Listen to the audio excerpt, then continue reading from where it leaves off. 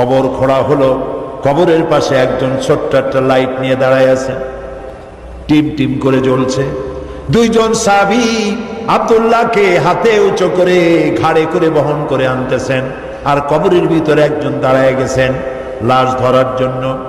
যিনি কবরের ভিতরে দাঁড়ানো তিনি বলতেছেন, তোমরা লাশ বহন করে যারা আনতেছো তোমার ভাইকে আস্তে আস্তে আনো, যেন তোমার ভাইয়ের সঙ্গে যেন বেয়াদবি না হয়।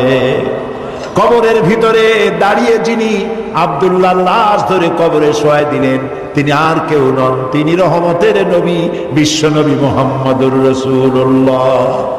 নিজ হাতে কবরে শোয়াই দিলেন। বহন করে যারা এনেছিলেন তারা হলেন আবু বকর, ওমর রাদিয়াল্লাহু তাআলা আনহুমা, আর আলো নিয়ে যিনি দাঁড়িয়েছিলেন তিনি হযরত বেলাল। কবরের ভিতরে আব্দুল্লাহকে শুইয়ে দিয়ে তার উপরে মাটির আচ্ছাদন দিয়ে নবীজি দুইখানা হাত আল্লাহর দরবারে তুলে ধরে